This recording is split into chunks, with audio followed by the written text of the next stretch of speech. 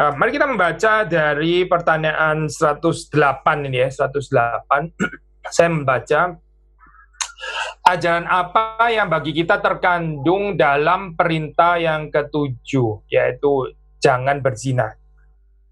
Jawaban, bahwa Allah mengutuk segala perbuatan kemesuman, dan karena itu kita harus membencinya dengan sungguh-sungguh, dan menahan hawa nafsu serta hidup sopan, baik dalam pernikahan yang kudus maupun di luarnya.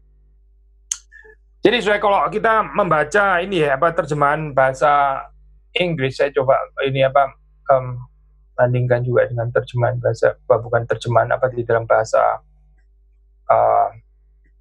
Jerman ya. Tapi kalau di dalam terjemahan bahasa Inggris, di situ pakai istilah itu, ini bahasa Indonesia kan pakai terjemahannya itu kemesuman ya, itu terjemahannya baik juga sih. Maksudnya ini terjemahan kontekstual gitu ya, kita tahu apa artinya mesum gitu. Di dalam bahasa Inggrisnya itu ada pakai istilah unchastity. Unchastity itu adalah kata negatif dari chastity ya. Chastity itu ini bicara tentang kemurnian ya. Jadi saudara melihat di sini ya, ini bahasa Jerman pakai istilah Unkeuschheit ya, sama sih, terjemahan literalnya adalah pakai istilah unchastity. Jadi Keuschheit atau chastity itu bicara tentang kemurnian gini ya. Kalau sudah pakai istilah kemesuman ya, kita tahu apa artinya kemesuman.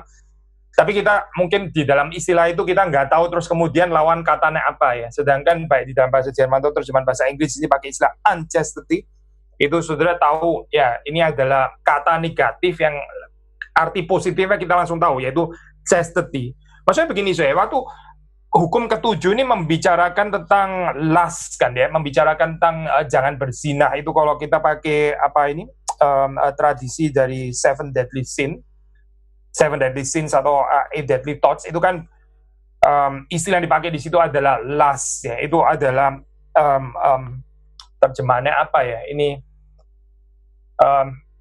ya, dosa hawa nafsu yang dikaitkan dengan seks di dalam hal ini khususnya.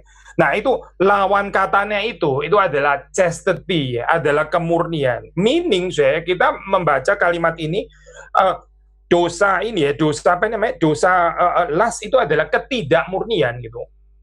Jadi ini bukan cuma sekedar misalnya ya, aspek yang kurang self control ya, itu pasti termasuk juga di dalamnya. Tapi terutama ini lawan katanya itu adalah kemurnian. Jadi lust itu membuat orang itu stain ya, membuat orang itu ternodai, membuat orang itu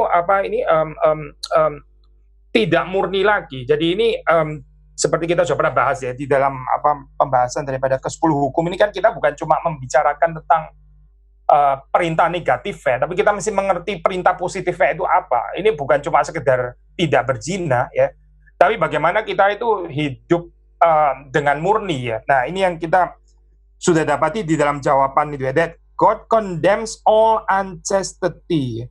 Orang yang di dalam kehidupannya itu dikuasai oleh lust ya, di dalam kehidupannya itu dikuasai oleh hawa nafsu ya, di dalam pengertian ini ya, perzinahan, percabulan dan sebagainya. Itu dia tuh nggak bisa hidup dengan murni, nggak bisa hidup murni di hadapan Tuhan, dan ini merusak dirinya sendiri. Maka saudara melihat di sini dikatakan di situ, therefore we should thoroughly detest it. Karena itu kita harus harus menjadi muak dengan itu ya, kita harus disgusted. Kita harus bahasa Indonesia terjemahannya tadi ada pakai istilah membencinya ya. Kita harus membencinya, kita harus memuak, kita harus jijik dan sebagainya. Nah, ini berarti bicara apa saya? Kita dari pengertian ini kita tahu bahwa lust ini adalah sin of pleasure ya. Ini adalah sin of pleasure, atau kadang-kadang dipakai istilah sin of desire ya. Saya mau pakai istilah sin of pleasure mungkin ya, lebih mendarat gitu dalam hal ini. Sin of desire itu maksudnya ini ya, selain lust itu greed and gluttony ya, maksudnya di dalam Seven Deadly Sins itu orang seringkali bilang ini sin of desire, yaitu dosa keinginan, yaitu hawa nafsu. Lalu kemudian gluttony itu kerakusan, dan satu lagi itu greed atau keserakahan di dalam hal ini ya. Kalau gluttony kan tentang ini ya, tentang makanan. Kalau greed itu tentang uang. Lalu kemudian lust itu ya percabulan, perzinahan dalam hal ini. Maksudnya begini kita membicarakan tentang lust sebagai sin of desire. Ini berarti kontranya ya, remedinya ya, obatnya. itu adalah holy desire. Gitu. Sekali lagi ya, saya sinful desire kontra holy desire. Ini kita yang mana yang kita benci, yang mana yang kita cinta. Kita nggak bisa membicarakan cinta tanpa benci, nggak bisa membicarakan benci tanpa cinta. Waktu kita bicara tentang disgusted, waktu kita bicara tentang muak, ya, bicara tentang muak, bicara tentang enek gitu ya, kita nggak bisa bicara tentang muak yang benar kalau kita nggak ada kontranya, yaitu bicara tentang delight di dalam hal ini, true delight maksud saya. Apa yang seharusnya kita delight in, yang kita seharusnya itu menyukai, kita jadi kurang menyukai, akibatnya kita dikuasai oleh sinful delight, dikuasai oleh kesukaan-kesukaan yang akhirnya menghancurkan diri kita. Maka sudah membaca di sini ya, di dalam kalimat yang kedua itu, that therefore we should thoroughly detest it. Kita itu seharusnya ya membencinya, kita seharusnya muak, kita seharusnya disgusted, kita seharusnya jijik dengan itu. Nah, saya seperti kita seringkali bahas ya, saya ini bukan pertama kali kita membahas Sin of Lust. Memang waktu kita membahas itu bukan di dalam konteks Heidelberg Katekismus, tapi di dalam Alkitab itu ada contoh ini ya, Amnon dengan Tamar yang sama-sama adalah anaknya Daud ya, tapi tidak sama ibunya gitu. Amnon itu begitu mengingini Tamar ya, seperti kayak apa ya, ini pokoknya ya I cannot live without you gitu bahasa ini, apa tinggi sekali ya nafsunya terhadap Tamar. Nah, saudara bisa membaca sendiri ini apa ceritanya ini di dalam kitab suci gitu. Tapi terus kemudian singkat cerita ya, akhirnya Amnon itu berhasil memperdaya Tamar sehingga dia kemudian meniduri Tamar gitu ya, meniduri Tamar. Dia itu tadinya seperti kayak cinta sekali ya, kepingin sekali untuk mendapatkan Tamar, tapi setelah dia meniduri Tamar, lalu terus kemudian setelah selesai ya, ini yang menarik, Alkitab mengatakan kemudian Amnon itu dipenuhi dengan perasaan jijik gitu, dia jadi disgusted gitu, dia jadi muak. Nah, ini menarik saya penggambaran Alkitab tentang hal ini ya. Ada komentari mengatakan itu sebetulnya Amnon itu muak itu dengan dirinya sendiri gitu. Karena perjinahan itu nggak membangun satu relasi cinta yang benar. Gitu. Akhirnya setelah orang explore bagian itu ya, bagian yang tidak dinikmati di dalam cara Tuhan, di dalam kehendak Tuhan, di dalam pengaturan Tuhan, yang terjadi di situ adalah akhirnya orang itu jadi disgust di dalam hal ini ya. Ya, dia terus kemudian membuang Tamar begitu saja gitu. Lalu Tamar menjadi sedih sekali ya, karena setelah diperlakukan seperti itu kok malah dibuang ya. Nah, ini berarti ada kecenderungan saya di dalam lust itu ya, yang sangat berbahaya itu adalah ya pertama kita itu menghina diri orang lain pasti gitu dalam hal ini. Tapi juga orang yang berbuat dosa ini seperti dikatakan di dalam firman Tuhan itu dia menodai ya, dia berdosa terhadap tubuhnya sendiri.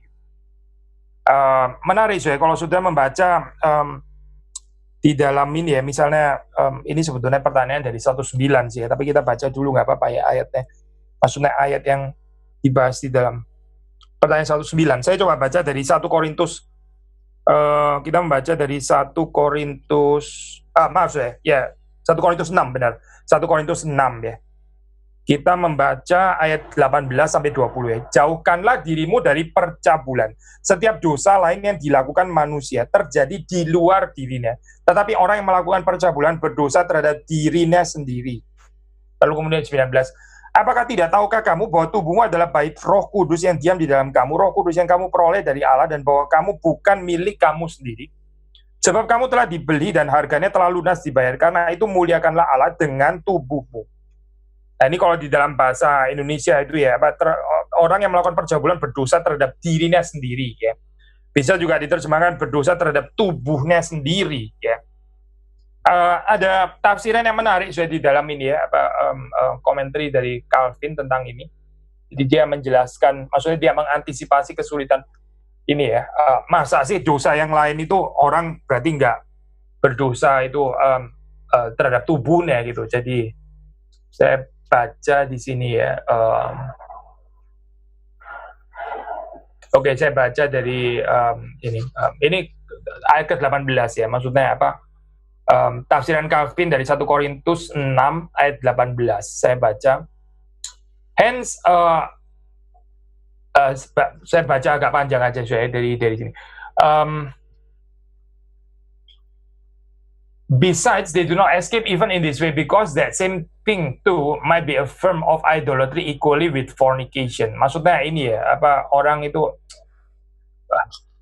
berpikir masa sih dosa lain itu bukan against his own body, yang against his own body itu masa cuma fornication gitu ya, masa cuma lust, masa cuma percabulan, perzinahan.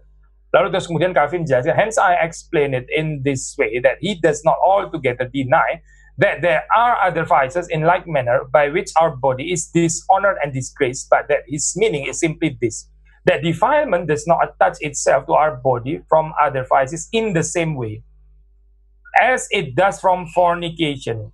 My hand, it is true, is defiled by theft or murder, my tongue by evil speaking or perjury. Jadi kalau kita misalnya ini ya, apa itu mencuri gitu misalnya ya tangan kita memang ya ternodai katakanlah gitu ya, atau kalau kita mengatakan kalimat yang jahat ya, lidah kita ya kita bisa mengatakan juga ternodai dalam hal ini. And the whole body by drunkenness ya, seluruh tubuh waktu kita mabuk-mabukan juga ternodai juga ya. Tapi itu Calvin mengatakan but fornication ya, percabulan leaves a stain impressed upon the body, leaves a stain impressed upon the body. Dosa percabulan itu saya apa ya, meninggalkan stain ini apa ya, noda ya, celah ya di dalam tubuh kita atau di atas tubuh kita, such as is not impressed upon it from other sins. According to this comparison, or in other words, in the sense of less and more, other sins are said to be without the body, not however as though they do not at all affect the body, viewing each one by itself. Jadi saya kalau di dalam ini ya komentari daripada Calvin, memang ada kekhususan waktu kita bicara tentang fornication, waktu kita bicara tentang ini ya, percabulan, tentang perjinaan. Itu seseorang itu meninggalkan stain ya di dalam tubuhnya. Hal mana berbeda dengan dosa-dosa lain. Jadi dia itu berdosa terhadap dirinya sendiri, terhadap tubuhnya. Dia menodai dirinya sendiri, menodai tubuhnya. Maka sudah membaca, saya balik lagi kepada cerita tadi ya, Amnon ya, waktu dia meniduri Tamar, itu setelah meniduri Tamar, akhirnya dia jadi disgust gitu ya. Ya ini ya, saya kenapa bisa jadi disgust gitu? Bukannya orang itu harusnya, ya ini kalau bicara secara dunia ya maksudnya ya dia kepingin Tamar, sekarang sudah dia berhasil gitu, berhasil memperkosanya. Mestinya dia kan harusnya oke lah, sekarang dia bisa memiliki gitu kan ya, dia bisa apa itu menikmati gitu. Tapi ternyata memang bukan kenikmatan saya, itu adalah kenikmatan yang palsu. Yang terjadi adalah seseorang itu akhirnya muak di dalam kehidupannya. Nah, saudara perhatikan ini ya, lust atau fornication itu menjanjikan kenikmatan ya. Ya kalau nggak ada kenikmatannya nggak ada orang jatuh kepada dosa itu. Menjanjikan kenikmatan, tapi sebetulnya ya, bahkan kita nggak bilang itu kenikmatan sementara dari perspektif ini, itu bukan kenikmatan sama sekali, itu membawa kepada disgust sebenarnya. Membawa kepada perasaan muak, ya, membawa kepada perasaan nek ya. Karena apa ya? Karena itu sebetulnya bukan kenikmatan gitu. Yang terjadi di sini itu sama sekali bukan kenikmatan. Nah, kenapa saya orang seringkali ini ya apa gagal jatuh ya, kita punya kelemahan ini saya di dalam kehidupan kita, regardless kita yang apa ini punya problem dengan sesama jenis atau yang punya problem dengan ketertarikan terhadap lawan jenis ya, semua kita bergumul dalam hal ini ya. Mengapa saya waktu orang itu jatuh ke sana ya? Jawabannya yaitu kita ini nggak punya kenikmatan yang suci. Gitu. Jadi kenikmatan palsu, saya kenikmatan yang berdosa yang sebetulnya bukan kenikmatan. Itu orang jatuh ke dalamnya itu karena apa gitu? Karena dia nggak membangun di dalam dirinya itu kenikmatan yang suci. Manusia itu nggak bisa hidup tanpa kenikmatan, saya nggak mungkin gitu. Nggak ada orang bisa hidup tanpa kenikmatan gitu. Meskipun katakanlah certain ini ya apa jalan agama itu bisa ya termasuk agama Kristen ya di dalam hal ini sebatas agama, tapi Christless religion di dalam hal ini ya bisa saja gitu apa ritual-ritual Kristen menjanjikan seperti kayak apa itu abstain daripada ini nggak itu dan sebagainya, metode of suppression ya, metode ditekan gitu dan sebagainya, asketisisme yang sangat radikal dan sebagainya ya, itu bisa saja menjadi satu jalan yang menarik ya di dalam hal ini. Tapi saudara melihat berapa banyak ya ini apa itu ya orang-orang yang katanya terus kemudian ini janji selibat, tapi terus ternyata terjadi banyak dosa-dosa percabulan. Ini sesuatu yang menyedihkan saya di dalam hal ini ya. Kenapa saya ini bisa terjadi gitu? Mengapa ini bisa terjadi dalam kehidupan manusia? Ya, karena kita ini nggak membangun narasi dan menghidupi narasi tersebut. Narasi apa? Narasi holy delight. Kalau nggak ada holy enjoyment, kalau nggak ada kesukaan yang kudus ya, kita akan gampang sekali ya jatuh kepada kesukaan-kesukaan atau kesenangan-kesenangan yang salah ini. Karena apa ya? Karena by nature human itu nggak bisa hidup tanpa enjoyment, nggak mungkin saya. Ini pertanyaannya bukan saya itu boleh enjoy atau nggak boleh enjoy, bukan gitu. Tapi apakah saya itu menikmati enjoyment yang dari Tuhan, atau saya masuk ke dalam false enjoyment, kepada kenikmatan-kenikmatan palsu, ya. Dan akhirnya itu mencelakakan saya. Maka di sini, saudara melihat di sini ya, ada ini sebetulnya masuk ke dalam dimensi estetik ya. Waktu kita bicara tentang muak, suka, yaitu istilah delight ya.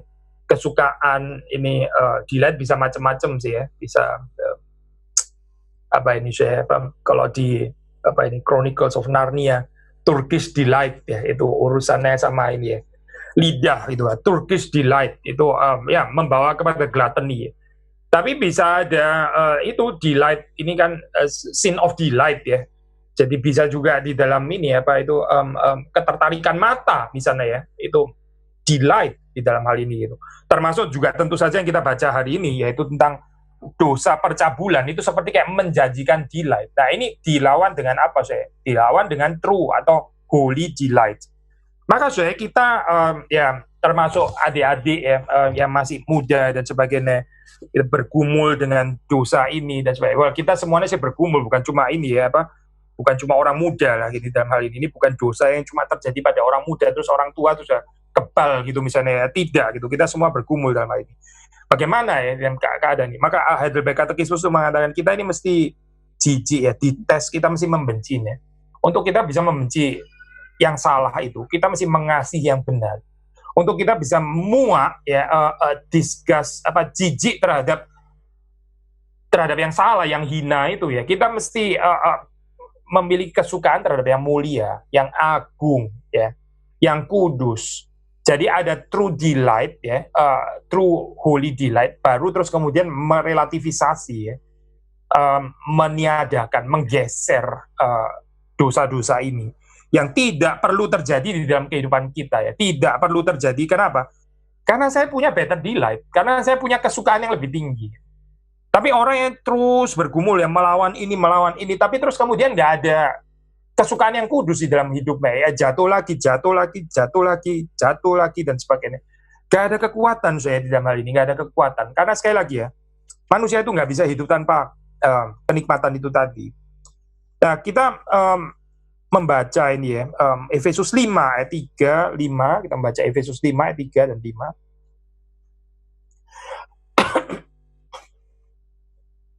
Saya baca, tetapi percabulan dan rupa-rupa kecemaran atau keserakahan disebut saja pun jangan di antara kamu, sebagaimana sepatutnya bagi orang-orang kudus. Demikian juga perkataan yang kotor, yang kosong, atau yang sembrono, karena hal-hal ini tidak pantas, tetapi sebaliknya ucapkanlah syukur. Nah, ya, Efesus waktu mengatakan kalimat ini, masih satu ayat lagi, karena ingatlah ini baik-baik, tidak ada orang sundal, orang cemara, orang serakah, artinya penyembah berhala, yang mendapat bagian di dalam kerajaan Kristus dan Allah. Jelas ya, saya ini firman Tuhan, saya pikir jelas sekali dalam hal ini. Hardly perlu apa ini komentari sebenarnya gitu. Saya sudah membaca dalam bagian ini ya, percabulan, kecemaran itu tadi ya, ini apa? Ya ini cemar ya, lawan katanya chastity, kemurnian, ini cemar ya. Keserakahan tadi kita sudah sebut ya, ini apa? Another sin of desire, yaitu greed, keserakahan. Disebut saja jangan, maksudnya kita jangan membicarakan itu, karena itu nggak cocok. Pembicaraan itu bukan bagi orang-orang kudus. Saudara membaca di dalam ayat ini ya, ini mirip sekali dengan apa yang diajarkan Tuhan Yesus di dalam Matius, yaitu ya, bukan hanya apa ya, dosa perzinahan secara perbuatan, actual deed, tapi kalau saudara membaca di dalam bagian ini ya, membicarakan saja jangan dalam hal dia. Kita disebut saja pun ya jangan ya. karena itu nggak patut bagi orang-orang kudus. Jadi di sini saya perintahnya itu bukan hanya ya mirip seperti pembahasan ini ya tentang murder yang lalu. Bukan hanya saya tidak berzina, tidak meniduri orang secara fisik gitu misalnya ya. Tapi juga jangan kita membicarakan ini going deeper gitu. Kita jangan mengingini ya, mengingini apa itu perempuan di dalam cara yang salah, bukan berarti mengingini dalam pengertian ya orang kalau mengingini suatu saat ingin nikah ya pasti boleh lah. Bukan itu ya maksudnya, tapi mengingini di dalam ini ya, di dalam apa itu sinful desire itu tadi gitu. Nah, ada kemiripan kalau sudah melihat baik di dalam Efesus maupun di dalam Matius ya. Ini radikalisasi yaitu going deeper. Bukan hanya apa ya sekedar apa tidak meniduri perempuan atau laki-laki secara fisik, tapi juga jangan menyebut ya karena itu tidak sepatutnya bagi orang-orang kudus. Nah, terus kemudian Paulus mengaitkan ini juga dengan perkataan kotor, kosong, sembrono. Hal-hal ini tidak pantas. Lalu yang menarik adalah waktu kita membaca dalam ayat keempat ini ya, lawan katanya adalah ucapan syukur. Ucapan syukur. Heidelberg Katekismus ini ini apa bagian ketiga ini bicara ucapan syukur ya. Jadi ya bagian pertama, bagian besar pertama, bagian besar kedua, bagian besar ketiga ini bicara tentang ucapan syukur. Maksudnya itu orang akan gagal menaati ini ya perintah Allah itu ya. Waktu hidup ini nggak bersyukur. Waktu hidup ini nggak bersyukur, kita gampang sekali jatuh kepada dosa apa ini penyembahan berhala ya. Waktu kita gagal bersyukur di dalam kehidupan kita, kita cenderung untuk membuat berhala di dalam kehidupan kita, membuat idol. Waktu kita gagal bersyukur, kita gagal menjaga kekudusan hari Sabat.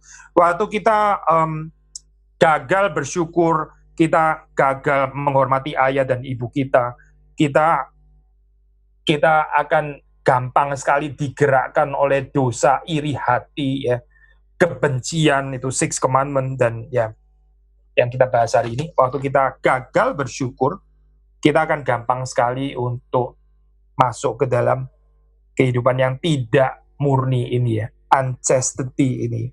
Kenapa saya? Ya kalau kita baca dari Efesus ini lawan katanya adalah ucapan syukur. Jadi ucapan syukur itu bukan cuma sekedar ya cuma bersyukur gitu. Bersyukur bukan cuma saya. Bersyukur itu meniadakan banyak dosa. Kalau kehidupan kita banyak menggerutu, tidak puas ya hidup ini, ya orang nggak puas lalu apa saya? Namanya hidup nggak satisfied, nggak puas. Lalu apa? Dia perlu cari kenikmatan kan? Ada orang nggak puas di dalam kehidupannya, dia cari kenikmatan dengan mabuk-mabukan misalnya. Ya paling ya, itu menurut dia itu kenikmatan ada di sana. Tapi ada orang cari kenikmatan di dalam hal yang lain.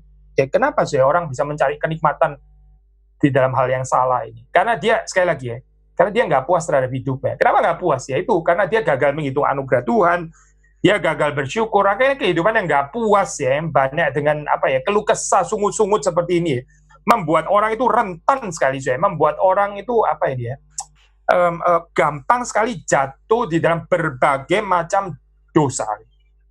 Maka ya, salah satu hal yang perlu di dalam kehidupan ini adalah ya ada spiritual discipline ya. Kehidupan yang bertarak di dalam apa ini makanan, ya puasa, bertarak di dalam apa menjaga kekudusan di dalam hal ini apa itu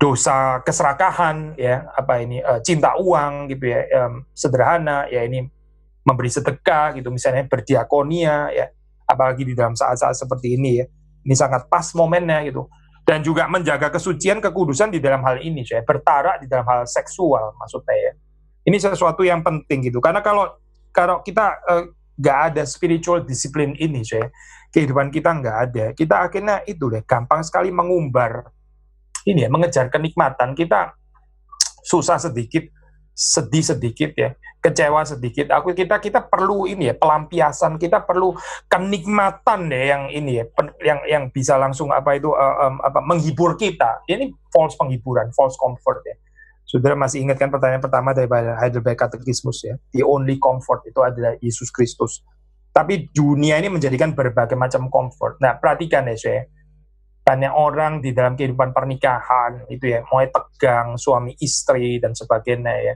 mulai sakit, ya saling melukai dan sebagainya. Kan paling rentan deh saya di dalam saat seperti ini, terus kemudian masuk orang ketiga, betul kan? Orang nggak tiba-tiba terus kemudian di dalam satu pernikahan yang sangat bisa dinikmati, terus kemudian kepingin cari orang ketiga gitu ya. Ya bukan nggak mungkin sih, tapi ini keterlaluan deh orang seperti ini gitu. Yang sering kali terjadi itu apa sih? Ya ada kerusakan gitu di dalam rumah tangga. Orang mulai nggak ada lagi kenikmatan di dalam kehidupan pernikahan itu, baik body maupun soul, ya. Baik jiwa maupun tubuh. Nah mulailah di situ orang itu jadi rentan ya. Lalu masuk orang ketiga. Kenapa sih? Ya karena kecewa ya, karena dilukai, karena sakit dan nggak bisa comes to term, nggak bisa menyelesaikan, overcome ini ya, nggak ada forgiveness juga, nggak bisa mengampuni. Akhirnya apa sih? Ini saya mesti kejar kenikmatan. Hidup harus ada kenikmatan. Memang betul, hidup harus ada kenikmatan. Tapi sayangnya terus kemudian mengejar kenikmatan di tempat lain. Nah ini perhatikan deh, di dalam kehidupan kita ya. Kalau kita nggak hati-hati ya, waktu kita hidup ini nggak bisa bersyukur lagi, waktu kita mulai nggak puas terhadap kehidupan ini. Nah hati-hati dalam saat seperti itu ya. Itu kita ini bisa sangat lengah ya. Kita ini bisa rapuh sekali ya, rentan sekali di dalam keadaan seperti itu ya. Ini jangan lupa ya, itu Esau itu jatuh ya. Esau jatuh menjual hak kesulungannya setelah dia itu ini ya, berburu ya, kecapean, mesti ada kenikmatan dong setelah ini ya. Ada kenikmatan terus ya ini ditukar begitu saja. Dia bisa rela menjual ini ya, itu hak kesulungannya. Menarik kalau sudah baca bagian itu ya, itu urusannya Esau itu kan ya, kalau mau pakai kategori daripada Seven Deadly Sins kan kita bilang itu gluttony gitu kan ya. Itu kaitan dengan lidah, tapi dalam bahasa asli itu saya pakai istilah porneia ya. Porneia, sudah tahu istilah porno kan ya. Pakai istilah porneia gitu. Esau yang karena kecabulannya. Jadi dia menjual hak kesulungannya, itu Alkitab pakai istilah kecabulannya gitu. Porneia di dalam hal ini. Dekat sekali ya di dalam hal ini saya antara apa itu gluttony ya, antara kerakusan lidah itu ya dengan lust, dengan dosa apa ini namanya saya percabulan ya, termasuk juga perzinahan. Mengapa saya? Karena orang yang di dalam pergumulan terus kemudian jatuh ke dalam dosa seperti itu adalah nggak melihat, saudara perhatikan ya, nggak melihat dimensi invisible realm. Dunia yang tidak kelihatan itu buat dia nggak eksis, itu nggak ada. Jadi yang ada cuma dunia yang kelihatan. Maka yang ada sekarang saya ini lapar, perut saya lapar dan saya mesti makan. Kalau saya nggak makan, saya mati gitu ya. Jadi sudah kasih saya cepet sini ya, itu yang merah-merah itu kasih saya. Karena saya lapar dan saya mati kalau saya nggak makan begitu ya. Jadi hak kesulungan buat dia itu bodoh amat lah hak kesulungan. Itu apa sih, nggak ada artinya gitu ya, itu ngawang-ngawang di dalam dunia yang tidak kelihatan. Kita nggak ngerti itu maksudnya apa ya. Realita itu adalah saya perlu seks, realita itu adalah saya perlu perut saya kenyang ya. Inilah realita hidup gitu ya. Jadi saudara perhatikan ya, ini adalah gambaran orang yang di dalam kehidupannya itu betul-betul hanya dikuasai ya oleh apa ya, ini insting badani gitu. Ya sedikit mirip binatang sih sebetulnya gitu. Binatang kan nggak ada museum ya. Binatang kan nggak menciptakan museum gitu. Binatang kan nggak ada aspirasi dunia estetik kan nggak ada sih. Yang ada ya itu apa ya, melulu urusan badani lah di dalam hal ini gitu. Nah ini saya waktu kita di dalam kehidupan kita ya hanya bicara urusan badani saja. Nah di sini terjadi persoalan gitu. Karena apa? Karena manusia sebetulnya ini kenikmatannya itu bukan cuma di dalam hal badani, tapi juga ada hal rohani dalam hal ini ya. Saya membaca panjang sekali ya, ini apa 108 kita belum masuk ke 109. Jadi kita baca ini ya, tadi ya kita bicara tentang kemuaan, disgusted, distaste, membenci dan sebagainya. Kita sudah membahas bagian ini. And live decent and chaste life. Jadi dia diminta untuk hidup sopan, decent, chaste life, hidup murni. Entah dia ada di dalam pernikahan atau di luar pernikahan. Nah sekarang kita masuk ke 109 karena ini sudah menit ke 40 ya. Sebelum kita tadi mulai mungkin juga agak telat. Saya baca 109 ya. Jadi hanya zina dan keaiban serupa itu yang dilarang Allah dalam perintah ini ya. Jawaban Karena tubuh dan jiwa kita merupakan bait Roh Kudus, dia menghendaki supaya kita memelihara kedua-duanya, sehingga tetap murni dan suci. Oleh karena itu, dia melarang segala perbuatan, isyarat perkataan, pikiran, dan hawa nafsu yang mesum, serta segala sesuatu yang dapat menyebabkan hati manusia tertarik padanya. Menyebabkan hati manusia tertarik padanya. Ya, saudara perhatikan ya ini ya. Ya ini memang di dalam apa itu zamannya Heidelberg Katekismus ya, nggak bicara tentang pornografi mungkin ya, tapi ini kalau kita melihat kalimat terakhirnya, segala sesuatu yang dapat menyebabkan hati manusia tertarik padanya. Kita jangan mencobai diri sendiri ya, dengan membangkitkan itu apa itu nafsu seksual itu sehingga akhirnya ya kita jatuh gitu ya. Ini karena kita sendiri membuka diri ke sana, kita bahkan merangsang itu ya. Di sini dikatakan whatever may incite someone to them. Saya pernah baca ini ya, apa itu buku tentang apa ini ya, tentang apa kehidupan yang dikuasai oleh lust ini ya, yang terjadi itu dalam kehidupan manusia itu adalah dia itu masuk ke dalam kesepian ya, itu tadi, kesendirian, ya. Alienation, keterasingan, karena seks itu harusnya dinikmati itu di dalam relasi cinta. Itu seks itu dinikmati ya, di dalam hubungan personal ya antara pribadi dengan pribadi. Tapi waktu kita melampiaskan ya, waktu kita tanda kutip menikmatinya ya, tanpa orang lain ya, tanpa cinta, tanpa hubungan yang personal dengan impersonal relation yang sebetulnya bukan relation gitu. Nah, itu terjadi persoalan yang hancur itu sebetulnya adalah diri kita sendiri. Ini menarik ya, kita seperti kayak memuaskan nafsu kita sendiri. Ya seharusnya setelah memuaskan jadi puas gitu. Tapi yang terjadi sebetulnya manusia nggak puas gitu, tapi dia malah kering gitu. Dia malah jijik seperti Amnon itu tadi gitu. Waktu dia melampiaskan nafsunya, akhirnya dia bukan terus kemudian mendapatkan wah puas gitu ya, lega. Bukan kelegaan dan kepuasan. Yang ada adalah kekosongan sebetulnya. Jadi mirip ya, seperti konsumerisme yang liar ya, konsumerisme. Demikian juga dosa percabulan ini membawa kepada ini sebetulnya nihilisme gitu. Ini adalah kekosongan. Orang pikir setelah melampiaskan itu terus kemudian orang bisa mendapatkan kepuasan apa ya. Ternyata itu orang masuk ke dalam kekeringan dan kekosongan yang lebih dalam. Nah ini makanya orang itu jadi edik ya setelah itu. Orang itu jadi kecanduan. Orang itu jadi nggak bisa lagi sulit keluar dari sana. Karena apa ada deception, ada penipuan terjadi di sini ya. Nah, begini kalau ini kan orang jadi penasaran gitu ya. Tadinya dianggap menjanjikan kenikmatan. Setelah saya coba, saya masuk, loh, kok nggak nikmat ya? Kok ini ya? Kok saya malah rasa kurang ya? Jadi orang mengulang lagi gitu, mengulang lagi. Setelah mengulang lagi, ternyata ya tetap nggak nikmat juga. Ya. Tetap di dalam satu keadaan yang kosong lagi. Ya. Jadi makin kosong, makin penasaran, makin kok bisa kosong sih ya? Ini mirip seperti kayak orang cari harta karun gitu ya. Sebetulnya nggak ada di sana, dia gali ya kedalaman sekian nggak ada. Dia malah jengkel, dia gali lebih dalam lagi. Masih nggak ada, dia gali lagi lebih dalam lagi. Akhirnya sudah makin dalam dan dia sendiri nggak bisa keluar. Gitu. Nah inilah persoalan di dalam sin of lust ya, yang menipu kehidupan manusia sehingga ya ini orang itu dibiarkan di dalam satu keadaan deception ya, penipuan itu, dijanjikan kenikmatan padahal yang dituai itu sebenarnya ada kekosongan demi kekosongan dan kekosongan. Mengapa sekali lagi ya? Karena Tuhan itu menciptakan keindahan di dalam hubungan seks ini bukan tanpa relasi cinta ya, bukan tanpa relasi kasih yang personal itu. Maka ini hanya bisa dinikmati di dalam pernikahan yang diberkati oleh Tuhan. Nah, kita membaca di dalam Pertanyaan 109 ini kemudian ditanya, does God in this commandment forbid only such scandalous sins as adultery? Sama seperti waktu bicara tentang pembunuhan ya. Apakah cukup saya tidak membunuh ya secara actual? Berarti saya sudah menaati dong perintah ini. Kalau gitu saya nggak commit adultery di dalam pengertian fisik ya. Sudah cukup dong berarti gitu kan ya.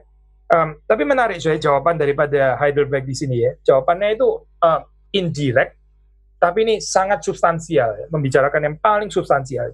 Kita ini adalah a temple, kita ini adalah bait Roh Kudus, body and soul. Saudara perhatikan ini ya, tubuh dan jiwa. Kita ini adalah temples of the Holy Spirit. Kita ini adalah bait Roh Kudus, bukan hanya tubuh, tapi juga jiwa kita. Ya, saudara mengerti ya maksud saya? Berarti nggak cukup saya hanya dengan tidak melakukan perzinahan secara fisik. Lalu kita bilang, ya saya kan nggak berzina secara fisik, saya nggak tidur dengan ini, dengan orang lain. Ini kan cuma fantasi dalam pikiran saya. Ini persoalan antropologi, ya. Doktrin manusianya kacau. Kita di dalam doktrin manusia, kita belajar manusia itu body and soul. Ini tubuh dan jiwa, atau roh ya. Kita bukan cuma tubuh, ya memang bukan cuma jiwa juga, betul. Tapi kita tubuh dan jiwa. Maka waktu kita bicara do not commit adultery, ya jangan berzina, ini adalah perintah yang berkaitan baik dengan tubuh dan jiwa. Kita nggak bisa mereduksikan, menyempitkan, oh ini urusannya hanya dengan tubuh, nggak ada urusan dengan jiwa. Atau cuma ada urusan dengan jiwa, nggak ada urusan dengan tubuh. Dua-duanya, saya di sini Heidelberg Catechismus mengingat, we are temples of the Holy Spirit, body and soul. Kita ini adalah bait Roh Kudus, tubuh dan jiwa kita. Ya. Dan Tuhan itu, Allah itu mau ya supaya kita tuh menjaganya itu bersih ya, dan kudus, menjaga keduanya. Apa? Ya ini tadi loh, body and soul. Kita menjaga baik tubuh kita maupun jiwa kita itu kudus. Nah, argumentasinya ini adalah argumentasi apa ya? Ini adalah bait Roh Kudus ya. Saudara tahu kalau gereja dibakar gitu ya. Kita rasa ini tempat ibadah ya, tapi dibakar gitu ya. Itu orang yang melakukan dosa yang besar ya. Tempat di mana Tuhan itu disembah, tapi dibakar gitu ya. Ini sesuatu kekejian ya dalam hal ini ya. Nah, coba sudah pikirkan hal ini ya. Ini tubuh kita ya, diri kita, ini adalah bait Roh Kudus ya. Kalau kita rusak ya, kita bisa rasa apa ya ini apa ini namanya saya, find it horrible gitu ya, terrible kalau gereja itu dibakar karena itu adalah tempat yang kudus. Tapi kita bisa bermain-main dengan ini sih, dengan dosa percabulan dan perzinahan. Ini sebetulnya apa bedanya sih di sini? Ini kan bicara tentang tempat kediaman Tuhan. Ya.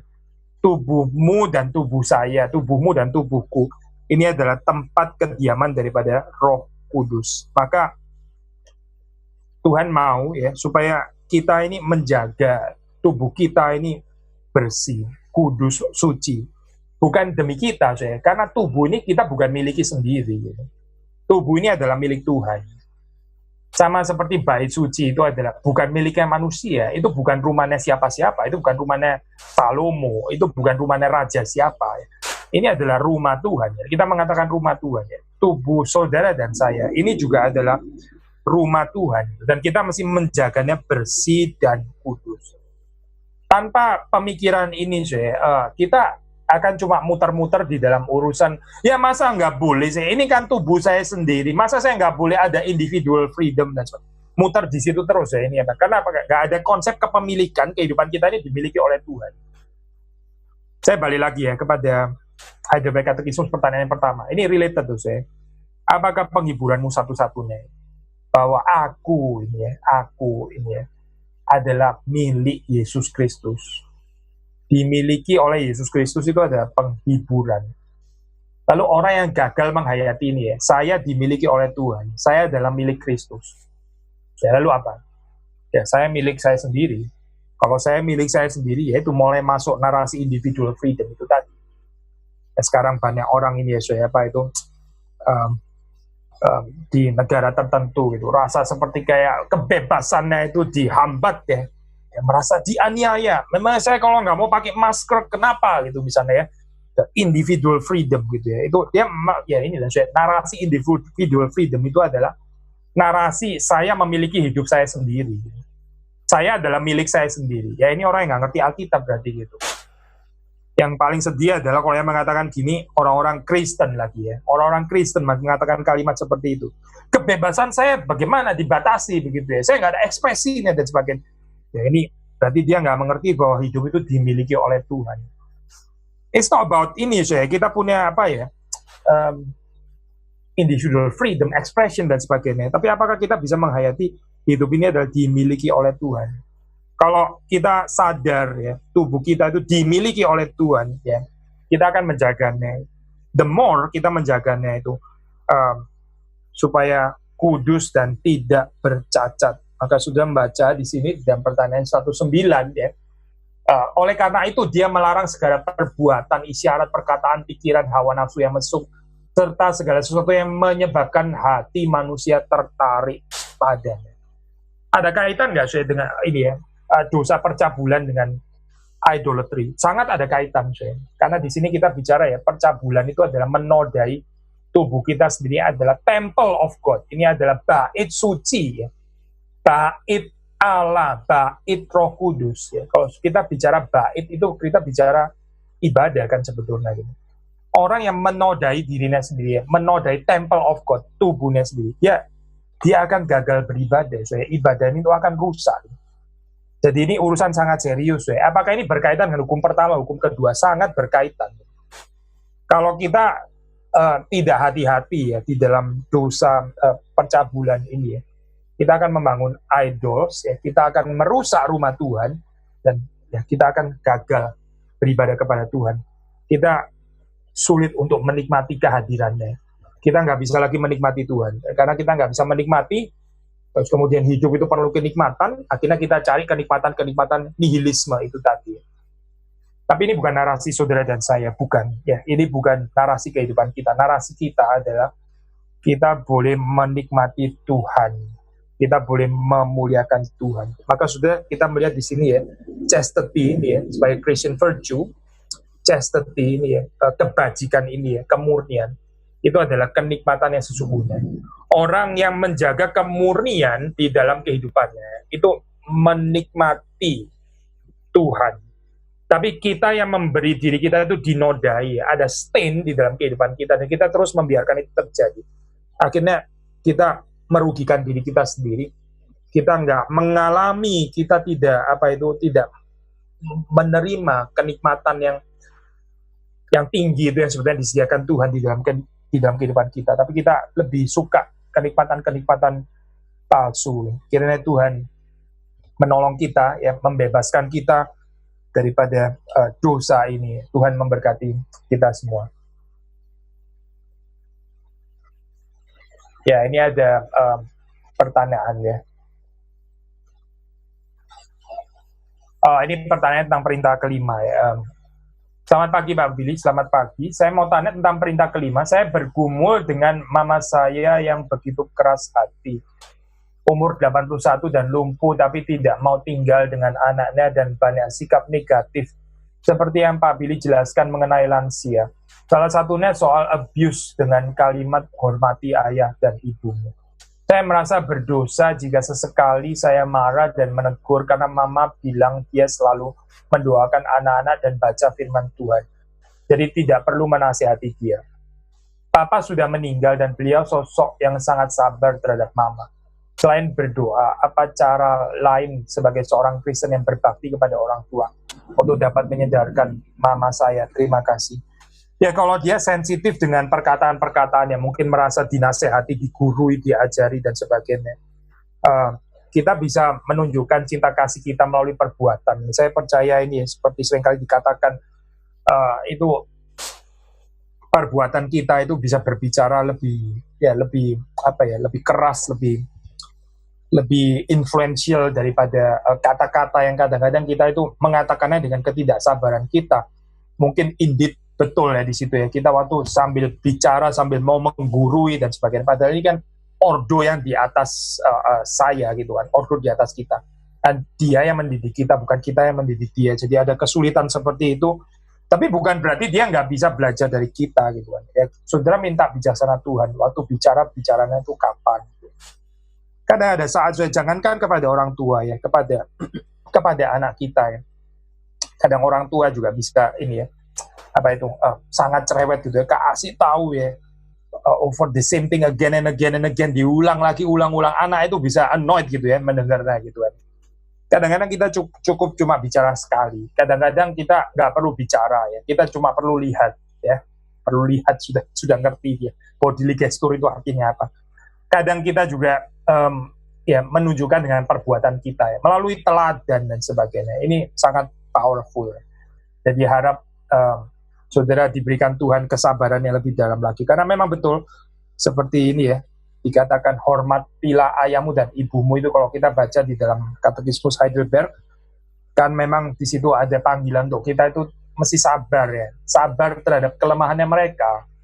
Sabar terhadap ketidaksabarannya mereka juga, gitu. Kita mesti belajar sabar ya. Sabar terhadap kegagalannya mereka. Sabar terhadap ketidaksempurnaannya mereka. Nah, ini termasuk di dalam kalimat menghormati ayah dan ibu. Kiranya Tuhan memberikan kekuatan di dalam saat seperti ini, apalagi mama sudah nggak ada lagi suami gitu ya, dan dia sangat perlu ya, sangat membutuhkan pelayanan, penghormatan daripada anak-anaknya.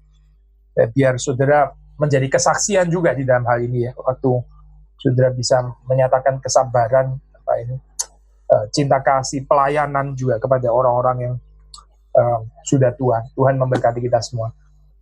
Baik, masih ada ya ini pertanyaan. Masih ada waktu sedikit ya. Pertanyaan sesi hari Rabu ya. Hari Rabu, hukum yang ke-6 ya. Bagi Pak Billy, bagaimana menghadapi orang yang begitu membenci kita, dalam kurung character assassination? Pasti amat sangat sulit untuk dapat mengasihi orang seperti ini. Ya, ini yang berbawaannya ini pertanyaan lain ya sebetulnya. Ya, memang pasti sulit ya.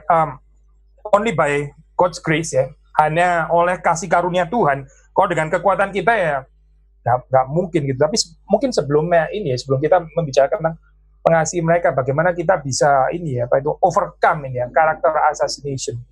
Ada orang itu memang suka ya dalam hal ini ya. Ya karena biasanya sih karena dosa iri hati ya, karena insecurity, karena envy dan sebagainya. Kemudian merusak martabat daripada orang lain ya. Ini memprofile secara negatif ya, seperti sudah katakan di sini, character assassination. Penghiburan kita itu sederhana, saudara itu dikenal oleh Tuhan. Ya, dunia itu salah mengerti saudara ya nggak apa-apa juga tuh ya. Memang ngomong gini ya simple ya. Saudara tahu betapa sakit ya waktu ini terjadi di dalam kehidupan kita. Tapi nggak apa-apa, yang sakit itu manusia lama kita. Biarkan saja dia disalib bersama dengan Kristus.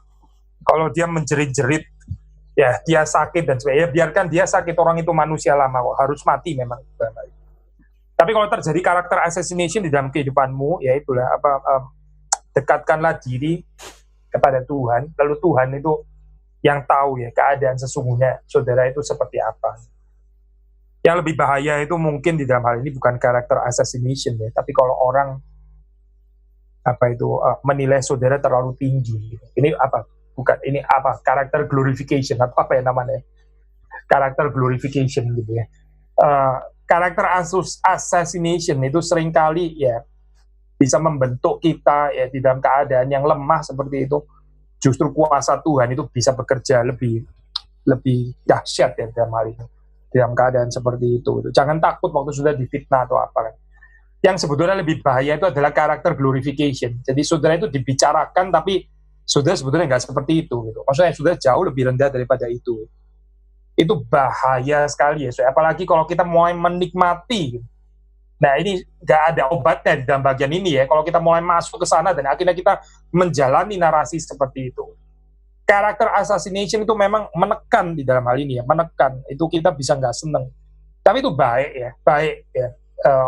Kalau kita bisa dibentuk supaya kita belajar melihat diri kita itu bagaimana itu Tuhan menilai kita, dan kita nggak terlalu terganggu dengan penilaian manusia. Saya bukan bilang kita nggak boleh introspeksi ya.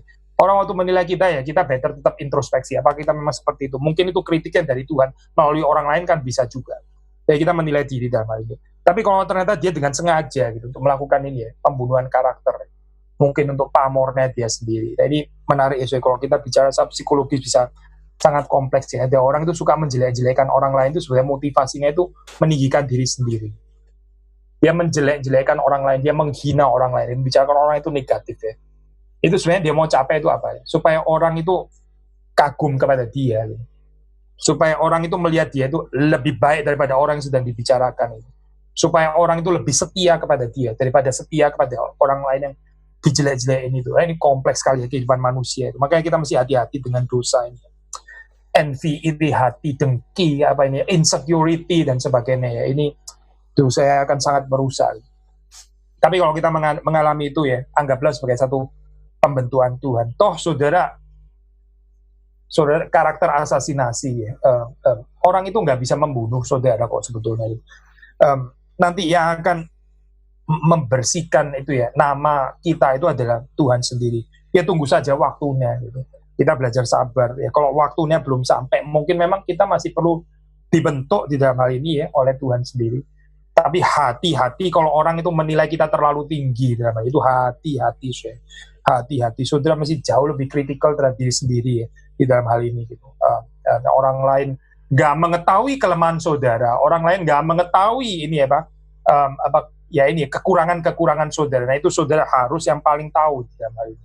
Jangan kita sendiri terus kemudian jadi tergiur dengan karakter glorification itu tadi. Bagaimana pendapat Pak Billy mengenai eutanasia? Apakah itu diperbolehkan menurut Alkitab?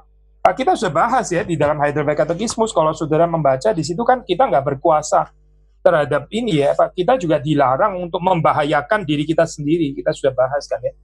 Kita dilarang untuk apa ini membunuh diri kita sendiri. Karena hidup ini milik Tuhan. Hidup ini milik Tuhan yang menentukan panjang kehidupan kita ya adalah Tuhan sendiri. Kita jangan eutanasia lah dalam hal itu. Kalau ada pergumulan tentang terlalu apa ya sakit dan sebagainya, kita berseru kepada Tuhan. Tuhan yang menghentikan ya, tapi bukan kita ya yang menghentikan dalam hal ini. Mungkin pertanyaan terakhir ya, tadi mulainya kita agak telat ya, saya minta waktu sedikit, itu mungkin sekitar 3 menit lagi. Selamat pagi Pak Billy, selamat pagi. Saya ada pemikiran mengasihi musuh sejauh mana batasannya, karena dalam pemahaman saya, iblis dan dosa orang fasik juga dikatakan musuh. Lah, saudara main-main dengan kalimat di sini ya. Ya pasti bukan itulah maksudnya ya. Saya pernah baca meme itu ya, meme orang ini ya Pak, orang tulis gitu ya, orang sampai agak lupa saya. Orang hidup berzinah gitu ya, orang hidup berzinah ya. Terus kemudian ditegur gitu ya, "Hei, apa yang sedang kamu lakukan?" "Oh, Pak Pendeta, saya sedang mengasihi musuh saya, yaitu dosa zina." Gitu. Ya bukan itulah maksudnya mengasihi musuh. Saudara tahu kan artinya mengasihi musuh di situ bukan mengasihi iblis, mengasihi dosa. Ya bukan itu toh maksudnya gitu. Jangan main-main dengan firman Tuhan seperti ini loh. Ini sangat gak baik ya. Saudara mengerti dengan jelas kok maksudnya itu apa. Mengasihi musuh itu maksudnya apa? Kita nggak bisa mengatakan iblis itu kan musuh kita, jadi kita mesti mengasihi iblis. Gak ada itu, nggak ada satupun teolog menjelaskan dengan cara seperti itu, nggak mungkin. Saya percaya juga nggak ada satu hamba Tuhan pun menjelaskan dengan cara seperti itu. Jadi saudara jangan mengembangkan ke arah yang bukan ke sana, pasti bukan itu maksudnya. Mengasihi musuh di dalam pengertian apa sih saya? Mengasihi musuh yaitu jelas dalam ini ya. Manusia maksudnya gitu. Manusia yang melukai kita ya. Manusia yang membenci kita. Ya, ini kita memang ada pergumulan kan waktu mengasihi mereka. Gitu. Ya, jadi kita teruskan ya. Ini pertanyaan saudara, bagaimana dengan perintah dalam Mazmur 1 ayat 1? Jangan berjalan menurut nasihat orang fasik. Jangan berdiri di jalan orang berdosa dan jangan duduk dalam kumpulan pencemooh. Bagaimana saya memahami konteks ini dengan arti mengasihi musuh? Ini pertanyaannya baik. Kalau yang ini ya, belakang ini ya. Mazmur 1 itu saya bisa diresepsi secara salah ya. Kalau saudara nggak hati-hati ya, mungkin itu ini ya, dalam ini orang-orang Farisi di dalam zaman Yesus itu mungkin mereka merasa sedang menjalankan Mazmur 1 ya. Saya sudah pernah bahas ini saya di dalam salah satu PA ya. Saya nggak mau mengulangi ya, saudara tinggal cari di YouTube ya. Salah satu PA sudah di-upload ya di YouTube, sudah bisa search itu judulnya apa ya, kalau nggak salah Mazmur 1 ya. Nah di situ hati-hati dengan resepsi yang salah terhadap Mazmur 1 ya. Sebetulnya ada ayat ya, ini itu ayat yang coba kita baca dari ini ya, Saya kalau nggak salah ingat, sebentar ya, saya kasih saya waktu ya. Ini membedakan antara orang yang berdosa, tapi kita diminta tetap untuk bisa berbelas kasihan kepada mereka. Sebentar, saya sudah kasih saya waktu ya. Nah ini ya, Yudas kan cuma ada satu pasal ya. Kita membaca ayat 22, 23 ya. Tunjukkanlah belas kasihan kepada mereka yang ragu-ragu. Lalu kemudian 23, selamatkanlah mereka dengan jalan merampas mereka dari api, tetapi tunjukkanlah belas kasihan yang disertai ketakutan kepada orang-orang lain juga, dan bencilah pakaian mereka yang dicemarkan oleh keinginan-keinginan dosa. Jadi seperti mungkin saudara pernah mendengar ya kalimat itu ya, kita mengasihi orang berdosa, kita membenci ya dosa mereka. Ini ada dasar Alkitabnya, ya. Ada dasar Alkitab. Meskipun sudah tahu belakangan kan ada orang mungkin gak setuju juga dengan kalimat itu ya. Masa membenci dosanya, tapi kita nggak membenci orangnya. Sudah tahu ya, ada perdebatan seperti itu. Tapi kalau sudah membaca di dalam pas ayat 23 ya, di sini dikatakan kita menunjukkan belas kasihan ya, disertai ketakutan kepada orang-orang lain, tapi membenci pakaian mereka yang dicemarkan oleh keinginan dosa. Nah, kita membedakan dalam hal ini. Kefasikan itu kita benci ya, self-righteousness itu kita benci dalam hal ini. Tapi kita bukan berarti terus kemudian nggak ada belas kasihan kepada mereka. Itu menurut ayat 23 ya. Mazmur 1 ini bukan berdiri sendiri, saya. Kita mesti membacanya dalam seluruh terang Alkitab. Sebagaimana bagian Alkitab yang lain juga mesti dibaca dari berdasarkan terang Mazmur 1 juga. Jadi vice versa ya. Jadi nggak ada benturan saya di dalam hal ini ya. Kalau kita mengerti ini bukan satu ajakan untuk hidup yang terus kemudian menciptakan satu ghetto yang nggak peduli sama sekali dengan society, hidup hanya sesama orang Kristen saja gitu ya, nggak ada belas kasihan terhadap orang-orang yang berdosa. Nah ini nggak sesuai dengan apa yang dikatakan di dalam Yudas ayat yang ke-23 itu ya. Jadi saya pikir menjawab ya, kata kunci ya mungkin terakhir ya, kita jujur aja, kita jujur gitu. Kita tahu kok sebetulnya siapa yang menjadi musuh kita gitu ya, yang kita sakit gitu ya, karena siapa itu kita tahu lah. Kita jangan seperti orang ini ya, yang di dalam perumpamaan The Good Samaritan ya, sebelum perumpamaannya diceritakan kan, orang itu kan membenarkan dirinya sendiri, terus tanya, siapakah sesamaku manusia? Seolah-olah mau mengatakan, saya sih sudah siap ya mencintai sesamaku, tapi siapakah sesamaku itu? Siapa objek yang mesti saya kasih gitu ya? Itu ternyata kalimat yang nggak jujur ya. Kita jangan berlaku nggak jujur juga dengan mengatakan siapa sih musuh saya? Memang saya punya musuh apa gitu ya? Siapa sih sebetulnya di dalam kehidupan ini ya? Saya mesti kasih musuh itu siapa gitu? Apakah itu iblis gitu misalnya? Jangan main-main seperti ini ya, saya. Karena kita ini tahu sebetulnya siapa yang adalah musuh kita itu, kita bukan nggak tahu. Siapa yang melukai kita ya, siapa yang membenci kita, itu kita tahu, bukan nggak tahu. Dan kita diminta di dalam hal ini ya, sampai mengasihi di dalam kedalaman seperti itu. Otherwise ya, kalau ini satu omong kosong ya, kalau kita bilang nggak ada lah manusia di dalam hidupnya itu nggak ada lah yang punya musuh. Ini berarti Alkitab salah dong, berarti saya kayak begini. Berarti Alkitab ini ngawur dong, membicarakan sesuatu yang nggak ada gitu. Nggak mungkin nggak saya Alkitab salah gitu. Jadi Alkitab nggak salah. Kalau Alkitab nggak salah apa ya? Mari saudara dan saya jujur gitu. Saudara dan saya perlu jujur. Kita mesti sadar ya, di dalam kehidupan ini ya, ada orang-orang yang kita itu memang sulit untuk mengasihi mereka. Ini lebih realis ya dibanding pernyataan. Saya nggak tahu loh musuh saya itu siapa. Jangan-jangan iblis yang mesti saya kasih. Bukan kok saya. Kita tahu siapa yang kita mesti kasih, siapa yang kita lebih sulit untuk mengasihi mereka. Itu kita tahu di dalam hal ini. Dan di dalam kejujuran seperti ini ya, kita minta pertolongan dan kekuatan Tuhan untuk bisa bersaksi, untuk bisa menaati perintah ke-6 ya, jangan membunuh. Tuhan memberkati kita semua.